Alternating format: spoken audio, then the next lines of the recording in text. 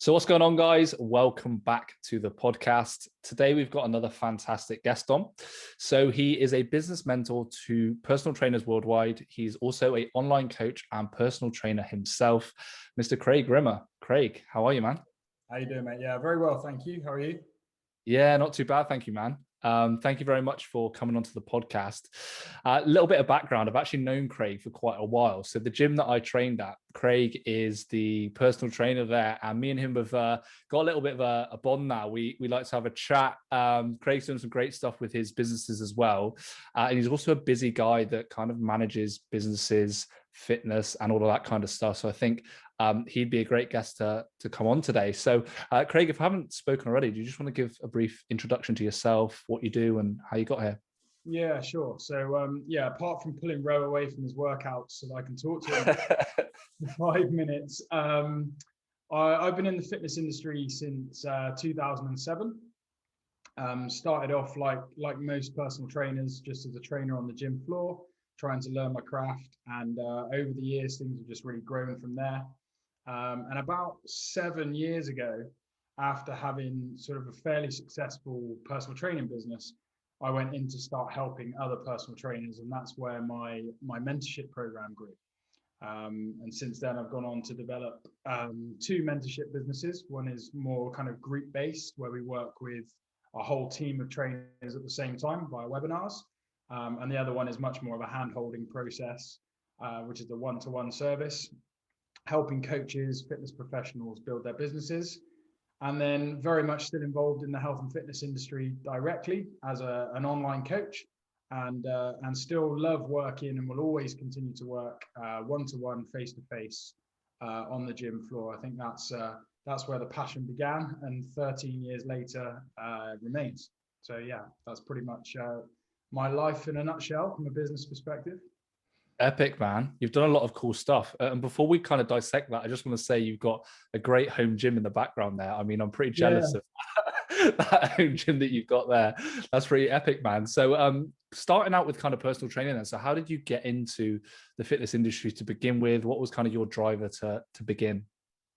So I guess I started as like a lot of kids do, I guess, trying to aspire to be the next David Beckham or Lionel Messi. And when I realised that wasn't going to happen, I got let go from a pro football club fairly early on.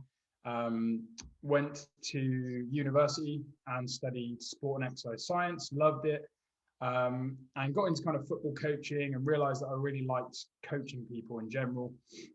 Started to get into the gym like a lot of guys at university do, and my love for it really just grew from there. And as soon as I finished university, went straight and got my sort of relative qualifications, and started right from there. And I've never been employed. I've never been in any standard job, should we call it. I've always run my own businesses from the get-go, from the age of 20. And like I said, I haven't looked back, but it really just came quite organically from a love for, firstly, health and fitness, and then secondly for helping people. That's great, man. And I can sort of relate to you in regards to kind of that sporting background that you had as a kid, because I wanted to become a pro when I was younger, and I loved football. And I think when you get to that age where you don't potentially make it as a professional, you need to find something else to fill your time and the passion that you have for exercise and stuff. And when you look at what else there is out there, I mean, there's not much apart from dedicating yourself to going to the gym and learning about the body, which is great. And obviously you've been training people for a while now. So what made you move then from, personal training into kind of training other personal trainers with their businesses? I think like the first thing was I saw so many technically able coaches that were failing, and I saw quite a lot of poor personal trainers that were succeeding. And really, there was a bit of a moment where I realized that the gap here was the difference between focusing in your business and on your business. And the vast majority of trainers that were succeeding were the ones that were spending more time working on their business rather than actually spending probably enough time working in their business. And really, what I coach is that sweet spot, that middle ground between, of course, you need to know your craft, you need to be excellent at what you do. You need to show excellence, but at the same time, that is your product. That isn't your business.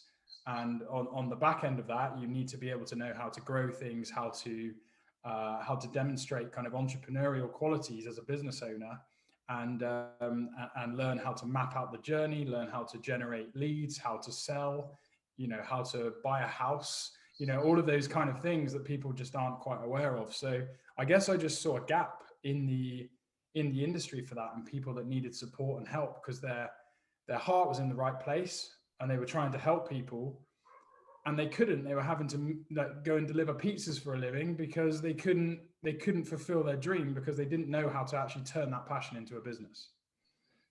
For sure. And I can definitely relate to that, because I know a lot of great personal trainers that have been in that spot, right? They're technically fantastic. They've got great client testimonials. They're excellent at what they do. But the one issue is that they struggle with the marketing side of things, right? Or getting enough, actual leads into the business despite being a great coach. And for me, I guess I started on kind of the other end. I was very good at marketing to begin with, and the technical aspect of what I did wasn't that good. So I actually needed to make sure that I nailed down the fundamental stuff actually before marketing, because marketing was one of my strengths. So I think it is very important to have that sweet spot. And with the stuff that you do, then are you working one-on-one with these guys, or are you working like in groups? How does kind of that coaching work? Yeah, so the main product that I run is the one-to-one product, which is called the mentorship program, which is we define it as a hand-holding process. So we work from the ground up, break everything back to its raw form, and help guide and take their business forward from there. One of the first things we do is something called starting with the end in mind, which is from a book called The 7 Habits of Highly Successful People by Covey, which is a great book. Anybody out there that wants to format some organization, some strategy into their lives, that's a great read. And I always start with that with people and try to get that kind of end destination. And that's really come from personal training as well, looking at where are you now in your business, or where are you now in your health and fitness? Where is it you want to get to? What's that end destination? And go into, don't just talk about it, go into detail. Where are you stood? What shoes are you wearing? How do you feel? Who are you surrounded by? All of those kind of things. And then basically building that bridge, whether you're a personal trainer or whether you're a business coach, obviously what you're talking about is different, but the principle is the same. So I do that in a one-to-one coaching environment, but I also now run a company called Velocity. And Velocity is a group mentorship product where we have personal trainers that come together once a week for a live webinar. And I host that with a guy called David Miller, who is a fantastic business coach. And yeah, we are building our membership for that, which is essentially it's a low cost option for personal trainers, so that if they're looking to expand their knowledge, but they can't quite stretch to the one-to-one hand-holding format, we have a group format that is available for them to grab hold of. And we teach the principles, I guess, the in-depth principles that you need to take your business forward. So although it's not a hand-holding process where we're telling them specifically what they need to do, they're able to take away the worksheets, the education and the guidance that we give, and format that for themselves to grow their business. For sure. I can see the difference between both of those there. I can see the benefits between both of those, which are great. I wanted to ask you, because for me, during the stuff that's gone on this past year as an online coach, I've been fortunate enough to actually get a surplus of clients compared to what I did have because of gyms closing, right? And I know that you mainly working with personal trainers and being a trainer yourself, it's been quite difficult to potentially adapt. So for other potential personal trainers out there, what are the things that you've been doing to kind of, ensure that you can still have clientele, training, retaining clients, and just offering a good service despite what's been going on? I think you hit the word there, which is adapt. And I created something called the Adapt program. And I think that was what people didn't do enough, whether it was a little bit of naivety back in March 2020 when they shut the doors, whether they thought, I heard a lot of trainers saying they were going to ride it out. And I think you only had to read, 1 or 2 publications rather than possibly the Sun or the Mirror to understand that this wasn't going to be something that was going to be going away anytime soon. And I think personally, which is maybe another conversation for another day, is going to change the way that personal training and a lot of industry moves forward from here on in.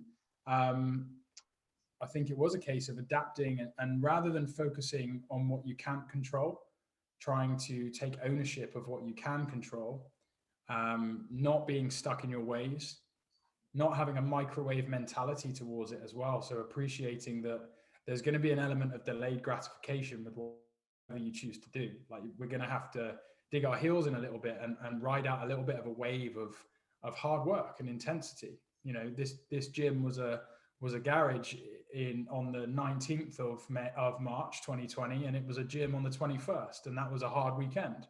And you know, there's a lot of adaptations that people have had to make. So what I've tried to do with every trainer that's come on board is try and open their eyes at the potential. I think it was Winston Churchill said something like, "There's opportunity in every like be ambitious or be opportunistic in crisis, and see crisis when everybody else sees opportunity." And I think that there's a lot to be said for that, because the outcome of it is that every one of the trainers I've worked with now has a better business than they had back in March 2020, both financially and in terms of depth and protection as well. So I can see why your business has gone as well as it probably has, because you've got a fantastic setup. And, you know, really, you were a bit like the Amazon man. You were probably rubbing your hands together at the fact that gyms were closed from a business point of view anyway, because you had the infrastructure there to go. And for those that didn't, it was a case of opening their eyes, getting them to realize the technology that's out there and exists. And also, I think another big point is teaching what personal training actually is. You know, it isn't just standing there counting reps. If it is, you're in the wrong job. It's about managing people's health and fitness for me. It's about taking them on a journey, and it's about being a great communicator. If someone says to me, what's the number one skill you need to have to be a successful PT, I'd say it's communication. And whether you're doing that through a computer like you and I am now, or whether you're doing it on the gym floor, that principle doesn't really change. So it was educating people on what they needed to get good at, and you know what talents they already had that would be transferable onto the online world, and then utilizing it. 100%. And I think you touched on a great point there regarding communication, because, you know, communication is like the most important skill I say you could learn as a person, right? So as a trainer, despite the fact you're not online, you know, you can still use that skill anywhere else, whether that's through a Zoom call. You might have to communicate slightly differently, but you know, it's definitely possible. And I think, like you said there, with adaptation, it's so important. So that's really interesting. I guess what I wanted to move on to now was you as a busy guy, because you are a family man, you are running multiple businesses, you've got lots going on. And I remember when I was working corporate and running a business, I was pretty busy, but I didn't have any children or a family. So I wasn't in the position to say I was that busy. So, I mean, for yourself, Craig, a guy that's balancing so much, how do you kind of do it? And kind of what are the things that you do to ensure that everything kind of runs smoothly? Yeah, it's a great question, and something that I'm always trying to work out, because I do get asked that quite a lot by quite a lot of people when they kind of find out the other bits of my life that I do. They're like, "How the hell do you fit that in?" And I think a quote that sits really well with me is that busy without structure is hell. And going back to personal training just for a second before I come back, a lot of the goals when I talk to personal trainers, I say, you know, what do you want? What do you want this business to look like? And almost every time they say, I just want to be busy. And I think, why? Why do you want to be busy? That sounds horrible. Like, surely that's not an outcome. Like, that maybe is a process. Like, maybe you want 100K, or you want to, you know, whatever it is you want to get from your business, but busy shouldn't be the target. So I'm always trying to escape busy, of course. And I'm trying to do that by structure, organization, systems, and also outsourcing, which is something that I've really come into in the last probably 12 months or so, is the becoming at ease with finding people that are better than me at certain parts of my job and asking them to do it for me. That's something that I've really utilized well in the last year, and that has bought me back a lot of time. I think probably a very close second to organization is the word acceptance. Accepting that you can't be, and this is quite a hard one to say sometimes, but accepting that you can't be the perfect dad necessarily, as classically as a dad would be seen, because you're also trying to run 4 successful businesses and you're trying to stay fit and well. Like, there has to be some give and take, and it's trying to find that sweet spot. And I described it the other day as, you know, the sweet spot isn't one place. The sweet spot is a sliding scale. And sometimes you have to dive deep into business, right? And so, you know, you don't make the kids sports day or whatever it is. And then the next year when the sports day comes around, the businesses can wait, you know, because I've got to make that sports day and I've got to be there. And I think it is acceptance that we don't live in a perfect world, and there are, you know, there's 10,080 minutes in a week, which is a lot of time. But if you fill it, you fill it, and you have to be able to calculate the priorities and try and find that balance. And I think organization and acceptance are 2 of the biggest skills that I've had to try and acquire over that time frame. For sure. Some excellent points there. I think regarding organization, that's kind of a no-brainer for busy people. And that's one of the things that I say to my clients is, you know, be as structured and as organized as possible and build the systems that, you know, save you time later on. For instance, meal prep is such a basic thing. It's not very sexy. You spend half an hour doing that on Sunday night. That's 5 lunches cooked for the week. And that saves you the 10, 20 minutes each day that you cook and, you know, wash up. So you're actually saving yourself a surplus of, you know, a couple of hours potentially throughout the course of the week, right? When you look at it like that. So having that structure there is very important. And in regards to acceptance, I also think that that's a very underspoken about topic, because I think as an ambitious person, you want everything to be great. You know, you want your physique to be great. You want your business to be great. You want family to be perfect, and you want everything to run, you know, exactly how you want to. But sometimes that doesn't always happen, and you have to manage your expectations. And when I start with clients, I think the first thing, or the quote that I say to them is, set your goals based on what you're able to do, not what you're intending to do, right? And I think this is really important. It's, you know, not everybody can dictate, you know, dedicate 6 days a week to training and eating like a bodybuilder, you know, for the rest of their life, right? It's about that give and take and saying, maybe I'll do that a little bit. And the other times I'm going to say to myself, you know what, I accept the fact that it's not great. And on the weekend, I'm going to enjoy myself a little bit more, and have that balance with my family, right? It's about that give and take. 100%. And I think, again, for anybody listening out there that is someone in a position to give advice to other people, that's one of the most honest and appropriate messages you can give out to people nowadays, because I think there aren't enough of those messages going out. Like me coming on and talking about acceptance and that I'm probably not the perfect dad. Like, I'm okay with that because that's honest and that's who I am. But I think a lot of people aren't okay with admitting those things, and therefore it gets worse. They become a worse dad, or they become a worse businessman, because they aren't accepting it and they aren't tackling those issues and those problems and finding structure to combat it, finding the best way to organize it, outsourcing. You know, I outsource my meal prep, for example. I outsource my coaching. I've been a coach for 13 years, and I have an online coach, because of course I could do it myself, but I don't want to afford that time to it, because it's not a priority to organize it. It's a priority to do it. So I need someone to keep me accountable and tell me what to do.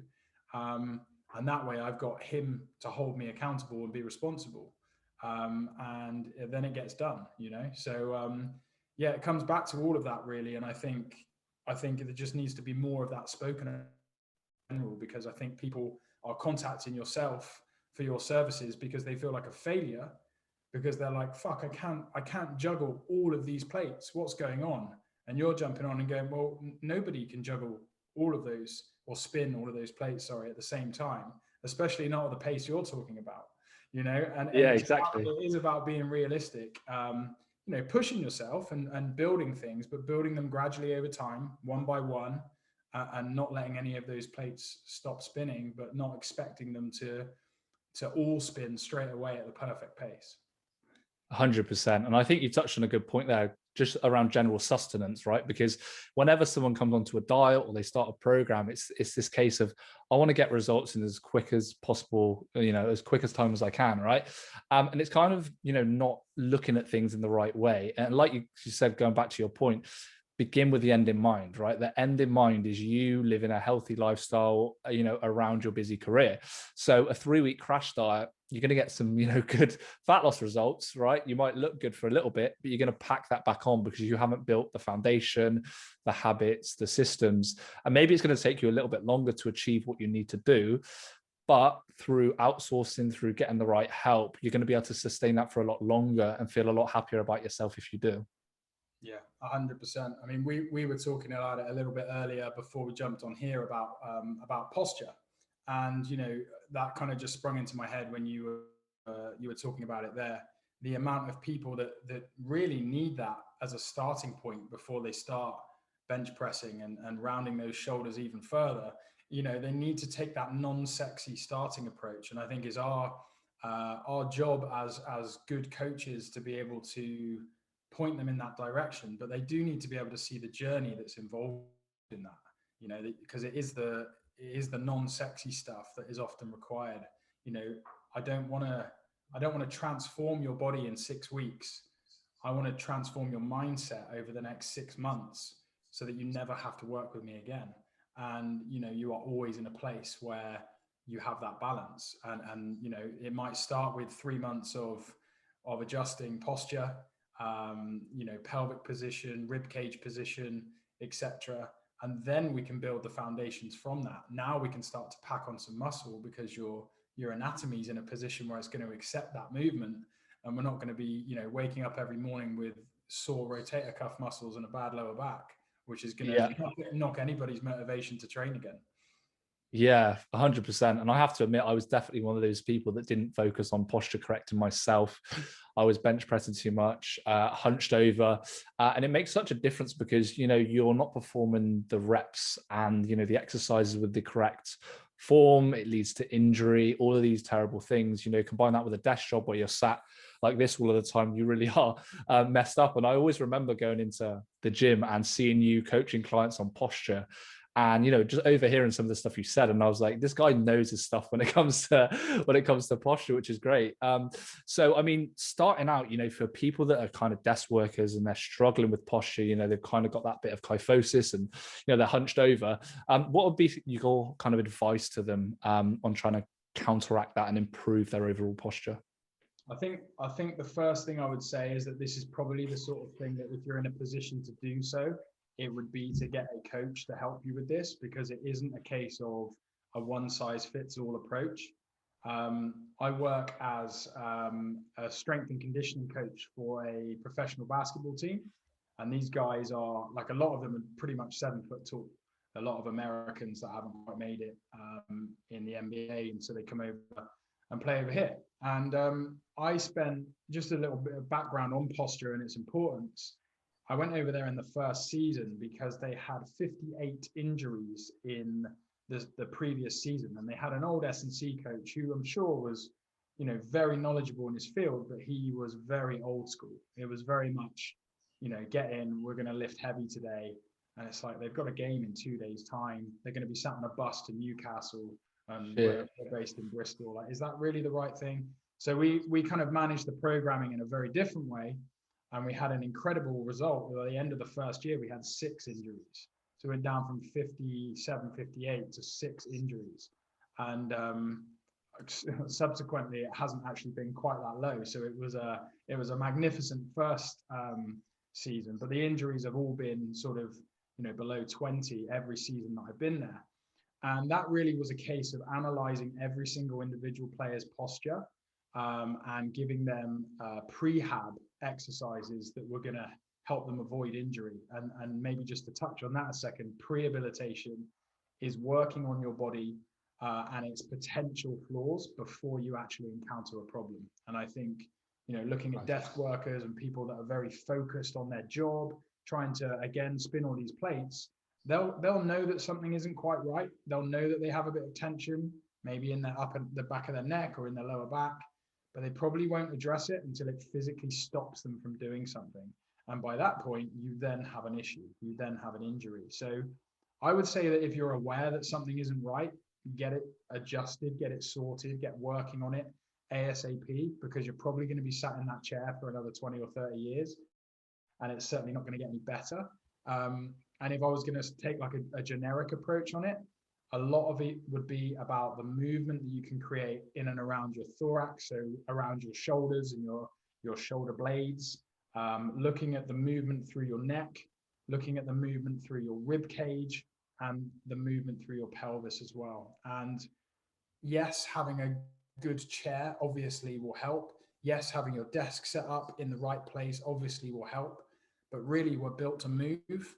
And that's the problem. Whatever position you're in, you're there and you're stuck for 8 to 10 hours a day.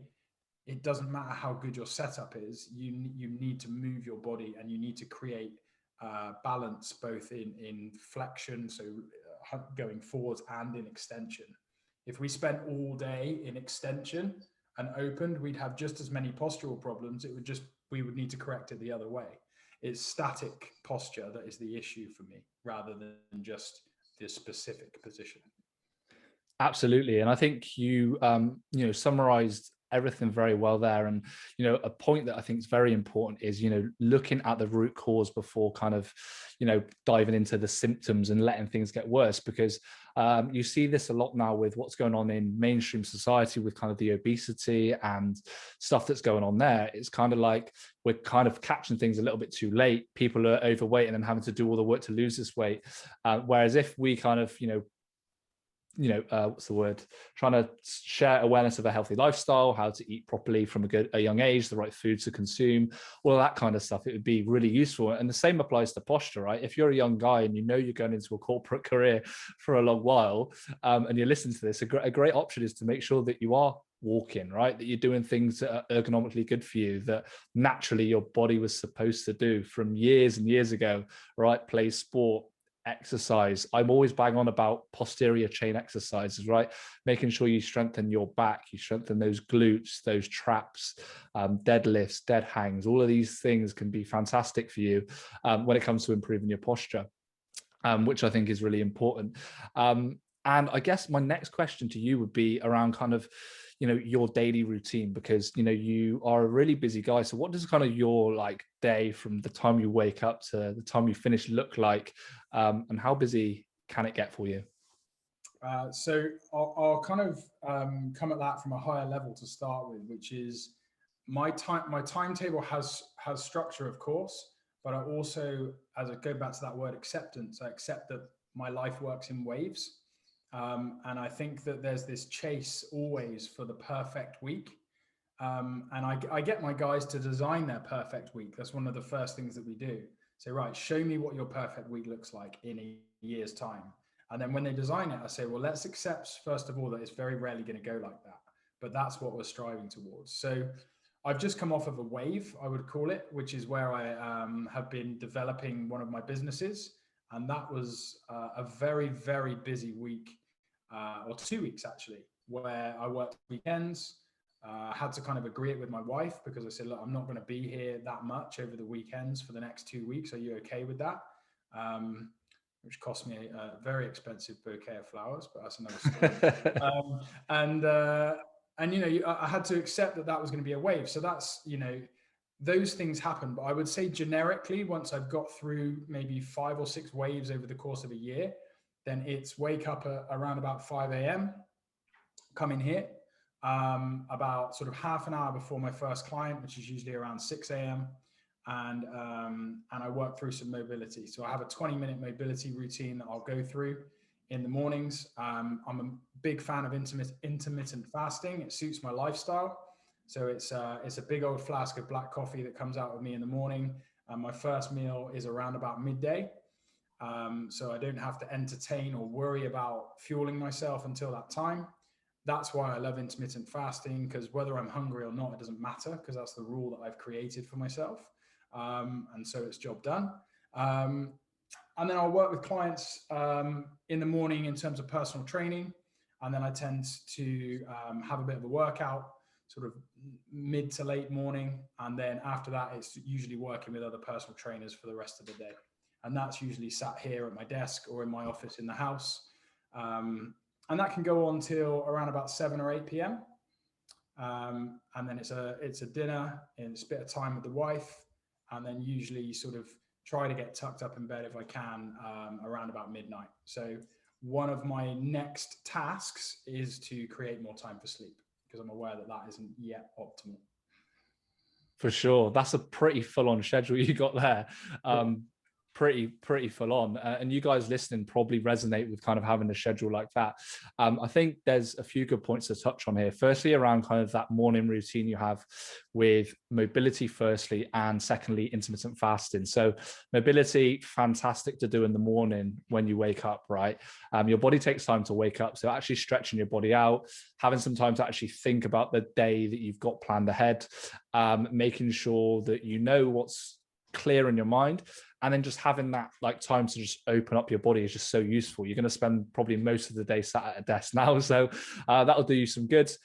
Intermittent fasting, fantastic tool. I use it with a lot of my clients when it comes to, losing body fat and just general lifestyle, right? You probably find you're quite productive in the morning for the fact you don't have to eat, you're less sluggish, and you can also not have to focus on cooking, which is, there's no need in the morning, right? You can just crack on, do what you need to do, be very busy, smash out your tasks, and then enjoy a first meal around kind of 1 p.m. And you'll be good, which I think is great.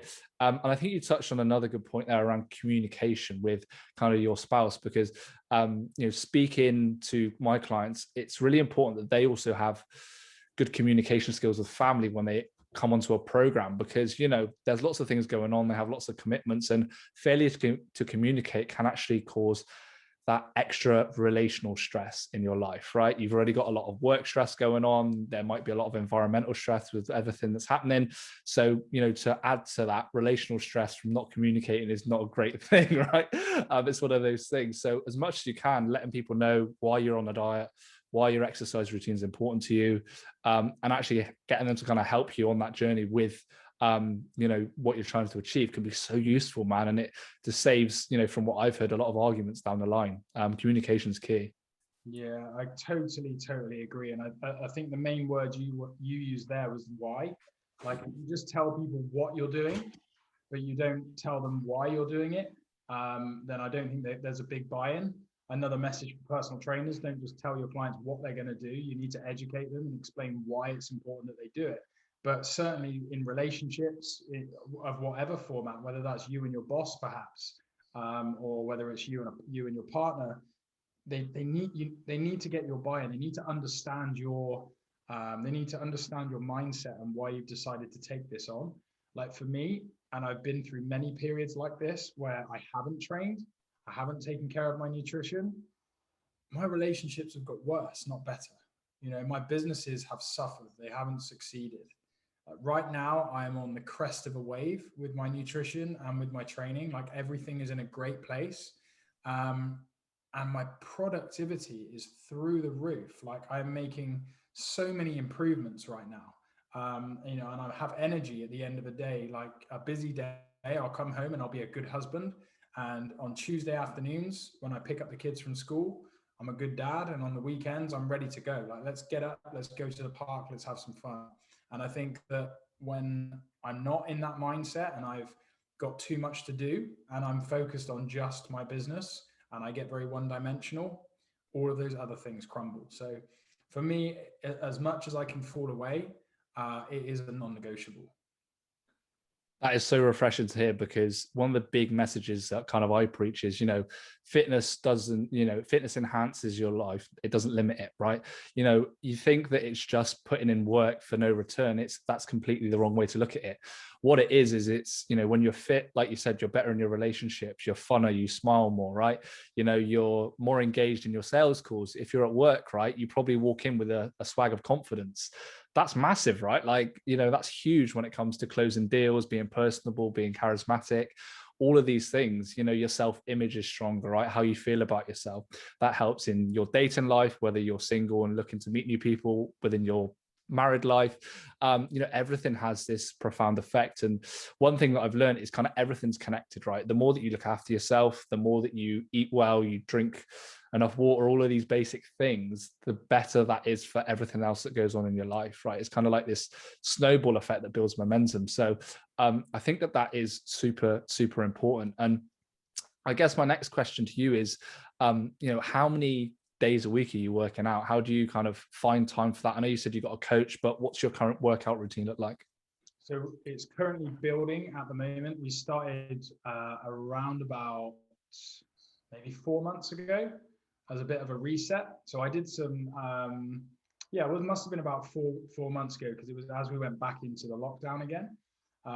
In the first lockdown, I had an online coach and I focused a lot on calisthenics. So I was really working on handstands. I was working on the rings, as you can see up here.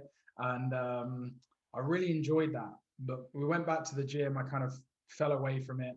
And my sport has moved from football to squash. I play a lot of squash. And I wanted to be, having spent many years building muscle and then having children kind of falling out of line with training, I needed to find a little bit of an identity with my training again, which I think is another important thing, which is having not just wanting to be healthier and fitter, but to create something a bit more tangible to go alongside it. So I decided about 4 months ago that I was going to take my squash a little bit more seriously, because I realized how much I missed it during the lockdown. So I've been on a weight loss plan. I've lost about 8 kilos so far whilst trying to maintain muscle. And I'm currently, I've just done one today. I'm currently running 3 times a week, and I've on a lifting program, just a very basic upper lower split 4 times a week. Epic, man. So you've got it all laid out there. And I think it's a really good point to touch on the fact that, outsourcing your fitness as a busy person is a great strategy. And I don't want to put a sales pitch in here and say, hire me as a coach, because that's not what I'm trying to get at. I mean, you can if you want to, but it's always there, right? Yeah, exactly. It's always there. But I think it's important to remember, like, your time is so important, and having someone that can kind of map that out for you is really useful. The same with kind of your nutrition as well, right? Like, you're using a meal prep company, which, is super useful. If you're a professional or exec, it makes so much sense to invest in something like that. Financially, if you think that it is too much, it will probably still be worth it for the time that you're going to save, and that you're going to be able to focus on your business, or focus on your work and your career, family life, things like that. And is it just meal prep that you do, or do you kind of have your wife cooking food for you? Is there anything that you kind of use there to help you out? I cook more than my wife, I would probably say. Nice. So yeah, not really. Like, so the meal prep is to take care of the food when I'm working. Of course, I don't eat till later in the day anyway. I also use a product called Huel, which I'm sure a few people have heard of. I'm a big fan of it. And obviously, I'm not afraid of the odd protein shake. I make a nice little whey paste, which is like a tiny little dribble of milk. Stir it together, turn it into a little paste with some frozen berries. It's like 30 seconds to create, and it's delicious. But yeah, I'll do the cooking in the evening, and a bit like you said, if I'm cooking one meal, I may as well cook 4, stick it in the freezer, and it's ready for another day. So yeah, I don't really fuss around food too much. Like, I try to find meals that take 20 minutes to prep and get in the oven, and then I can go off and do other things, like prep it, put it in the oven, bath the kids, come back down, and it's ready to go. Slow cooker, steamer, those kind of things. And it's just about, again, just breaking the mold. Like, don't get stuck in your ways. There are just because your mum cooked a certain way 20 years ago, like, there's so many different options out there now, and you have to be, coming back to almost the start of our conversation, you have to be realistic with your time. Like, maybe it isn't going to be the perfect meal for you, but it's going to be a damn sight better than you trying and failing and then just ordering a Domino's. Like, you see the patterns that are emerging in front of you and react to them. Don't accept that that's just who you are. And there are 1,000,001 ways to skin a cat when it comes to getting into shape and taking care of yourself. I think that's what makes yourself stand out as a coach, and many other people that I respect as a coach, is that everything is done on a bespoke level. It frustrates me with the one size fits all mentality, because not because of the coaches, like, I don't necessarily blame them, they're just maybe a little bit uneducated. but I feel sorry for the customers. I feel sorry for the people that see it on social media, in magazines, because they just feel like they don't fit the mold, and they're kind of right. Like, their lifestyle probably can't fit that mold. The problem is that there's a million and one other molds that they don't know exist, and that's kind of, I guess, our job. We need to put our capes on and get out there and let people know that there really are, so many different alternatives. My lifestyle is far from perfect, but and I'm not in the shape of my life. I was definitely in better shape when I didn't have children, but I've had to accept that I can't live that lifestyle now. I can't be as perfect as I was then, but I'm still in great shape. I'm still sort of 10% body fat, and I lift weights, and I love it, and I'm healthy, and I can move, and I can run, and I can play sports, and I can do those things because of this small incremental changes that I've made over time to, I guess, to be able to manage the new lifestyle that I have. For sure. No, excellent. And I think you touched on a fantastic point about, being consistent, not optimal, right? That's the goal there. It's being consistent, not perfect. And I think you're a great role model for other dads out there, man. Seriously, doing really good stuff. People that are busy can definitely look up to the stuff that you're doing and the habits that you've built, and kind of the way that you look at things from an expectations point of view and an acceptance point of view, right? Not always being perfect, but understanding that that's okay, and doing your best to be organized. I think that I've taken that from this today. It's very important. So thank you for coming on, Craig. Before we round off, do you just want to plug where people can contact you in regards to finding out about your businesses, yourself, and where to connect? Yeah, sure. So from a personal training point of view, I run a company called the PT Academy.